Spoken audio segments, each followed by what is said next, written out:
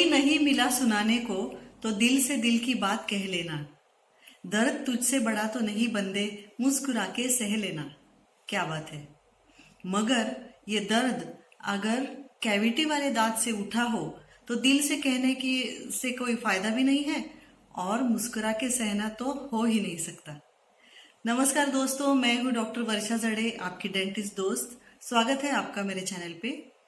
आज इस वीडियो में हम बात करेंगे दांतों की सड़न के बारे में या दांतों में बनने वाली कैविटी के बारे में।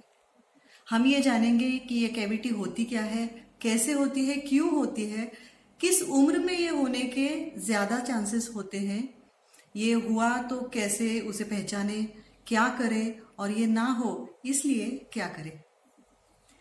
आइए पहले जानते हैं कि ये सड़न या कैविटी होती क्या है और ये कैसे होती है। क्या आप जानते हैं दोस्तों, हमारे शरीर का सबसे मजबूत या टफ चीज अगर कोई है तो वो है हमारा दांत, हमारी हड्डियों से भी ज्यादा। इतने स्ट्रॉन्ग दांतों को चीर कर खोखला बनाने की ताकत सिर्फ कीटाणुओं में होती है। जब हम कुछ भी खाते हैं तो जो दांतों पे खाना चिपकता है और वो खाना अगर वहां पे बहुत देर तक वहां पे रहता है, काफी घंटों तक वहां पे रहता है, तो मुंह में रहने वाले जो कीटाणु होते हैं वो इस खाने पे अटैक करते हैं और इसे पचाने की कोशिश करते हैं। इसी कोशिश में एसिड का निर्माण होता है और ये एसिड हमारे दांतों की ऊपरी परत को डिसॉल्व करने लगता है।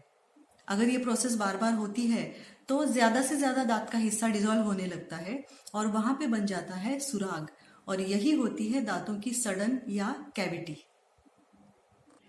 अब देखते हैं किस उम्र में दांत में कैविटी बनने के ज्यादा चांसेस होते हैं।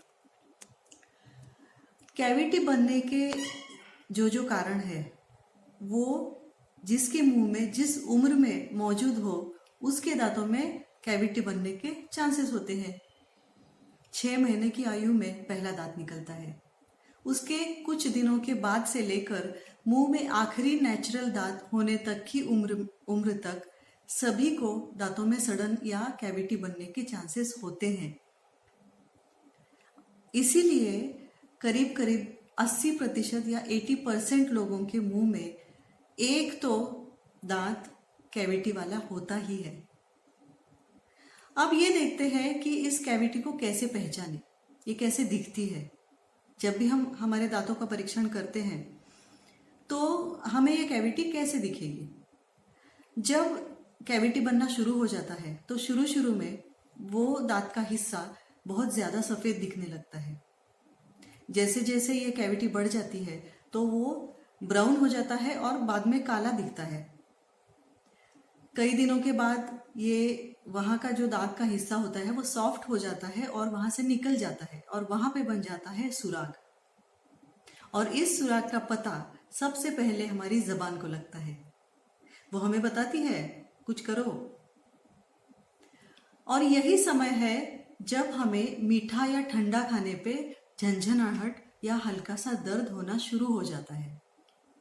अगर इसी समय हमने कुछ नहीं किया तो इसी सुराग में ज्यादा खाना अटक के ये सुराग बढ़ता चला जाता है और कीटाणु दांत की नस उसके बाद में जड़ तक पहुंच जाते हैं और जड़ के नीचे जाके वहां पे पीप या पस बना देते हैं, जिसकी वजह से वहां पे होती है सूजन।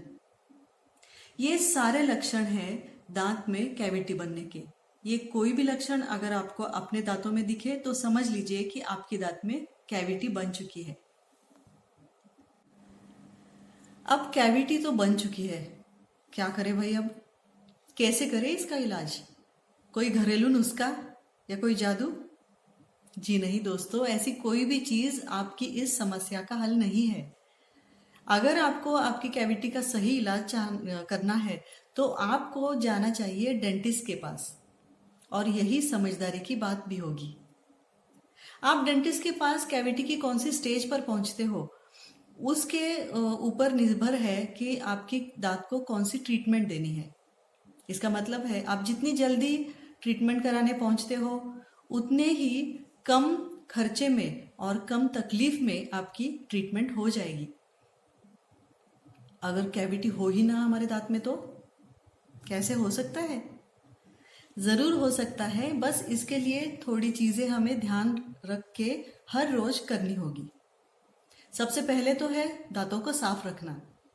जब भी हम खाना खाते हैं तो खाने के बाद या कुछ पीने के बाद तुरंत गरारे या गार्गल्स करें। अगर आप ब्रश से खाना तुरंत साफ करते हो तो बहुत अच्छी बात है। हर बार पेस्ट लेने की जरूरत नहीं है, क्योंकि पेस्ट लेकर 2 बार दिन में तो हम साफ करते ही है ना अपने दांतों को। दूसरी बात, खाने में चिपकने वाली या मीठी चीजें कम खाएं, फाइब्रस चीजें ज्यादा खाएं, मतलब तंतुमय चीजें जैसे कि सलाड्स वगैरह ज्यादा खाएं।